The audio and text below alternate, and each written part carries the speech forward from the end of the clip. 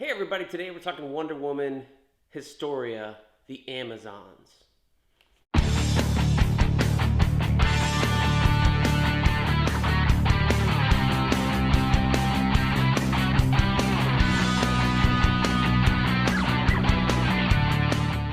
Hey everybody, welcome back to BK's Bullets. As always, I'm your host, Brent, and today we're talking Wonder Woman, the Amazons Historia. This is a black label book. This is bigger than your average book. So this is the regular black label trim size. If you got these in single issues, the page is upside down. Put the dust jacket on wrong. The pages are the same size as your single issues. Now, compared to a trade paperback, it's that much bigger. So it's about the same height as a deluxe edition, like a deluxe hardcover, but it is a little bit wider also. So you get these extra widescreen panels. This book I really liked. I really enjoyed it. And I would say to anybody who's, I don't know, right of center or whatever, I think you're going to enjoy this book. You may look at it and go, Brent, it's Kelly Sue DeConnick and Phil Jimenez. Oh my gosh, they're so political. To which I'd say, yeah, they might be. But I think the way that they did Wonder Woman Historia, it doesn't ring not true to the history of Wonder Woman. If anything, it's adding a little bit of modern day context as to why maybe there needed to be Amazons. But everything they're pulling from all happened before, the ancient Greeks. So I've already done an overview of this. So if you want to see the insides of the book in terms of all the different art in here, you can check that video out. But it's a beautiful book and a wonderful story. And apparently it's one of like 3 different volumes. This is without the dust jacket, now that it's right side up. The first issue, there's 3 issues in here, and they're all like, I think double sized or whatever. The first one is by Phil Jimenez, phenomenal artist. If you haven't read any of his stuff, did a run on Titans, did Infinite Crisis, and has done a couple of other things since then. I think he was on Invisibles with Grant Morrison as well. He's just a phenomenal artist. Like, you cannot deny that man's talent. Phenomenal. And he loves Wonder Woman. He's got a Wonder Woman run as well, which DC's reprinting some of his major books. Second issue, you have Gene Ha coming in, who's pretty good, and I like his version here of all the different characters. And then finally, to wrap it up, you have Nicola Scott, who's currently doing work on Titans with Tom Taylor.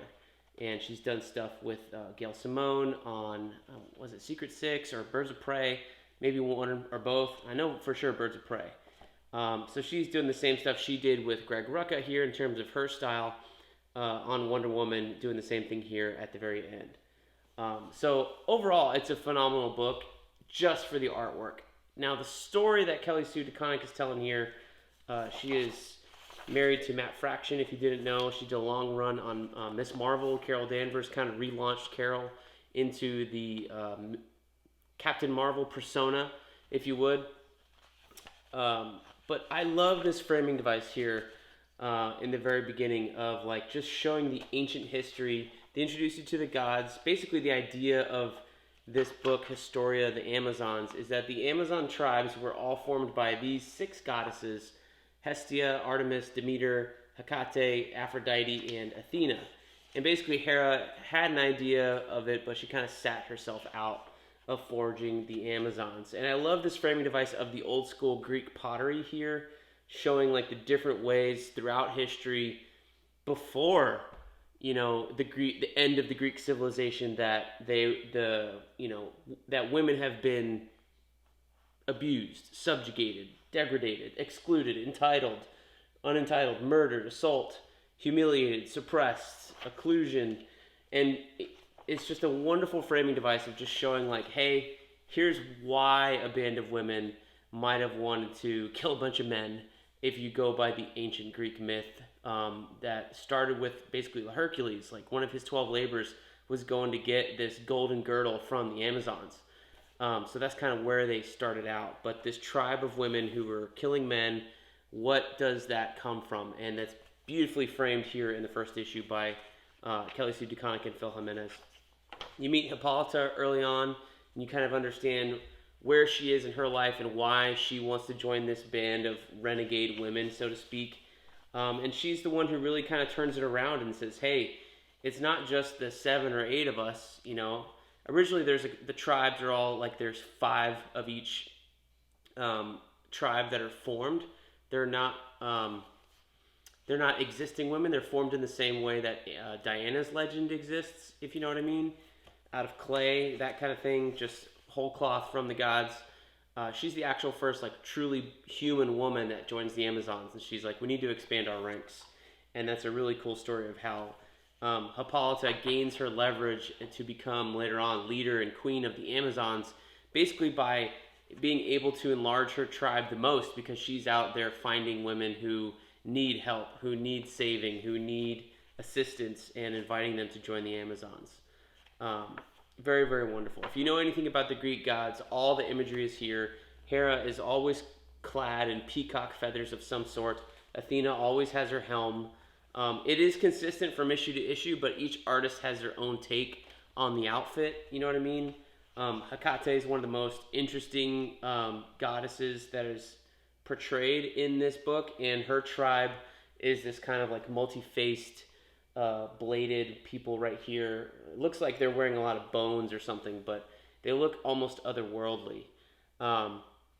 Aphrodites tend to have a lot of these dove feathers. You know, Artemis has her tribe has a lot of horns, and then the regular tribe of Amazons of human women following Hippolyta tend to have regular clothing and stuff like that of that time and that era.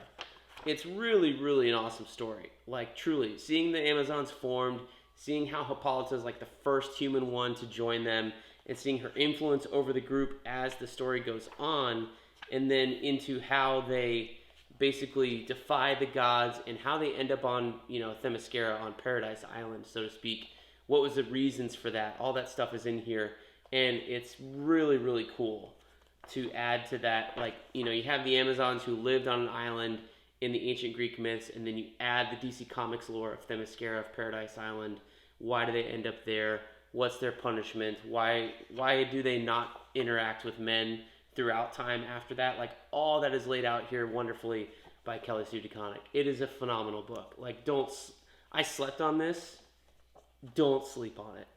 It's phenomenal. So much so that I can't wait. I hope there is, in fact, a book 2 or volume 2 of the Wonder Woman Historia line, because we need more multi-book sagas out of these massive Black Label books, especially ones that are this good. Like, seriously.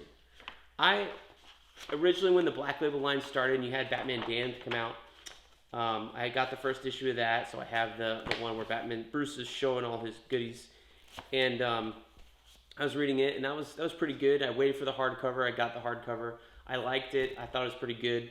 Harleen was the next one of this like full-size DC Black Label that I really, really loved. Wonder Woman Dead Earth, I have a review of all these, I believe, on the channel, is phenomenal. That's awesome as well.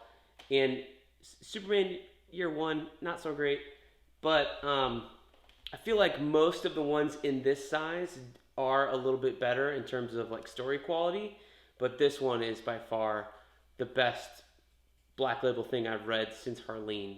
And if you watch my Harleen review, you know how much I love that book. So, 2 thumbs way up on Wonder Woman Historia. Don't sleep on this. It's phenomenal. You will not regret it. It's a beautiful book, beautiful hardcover. Go pick it up, and we'll see you. Thanks for watching. Let me know down below in the comments what you thought of this book. And we'll see you guys next time in the Funny Pages.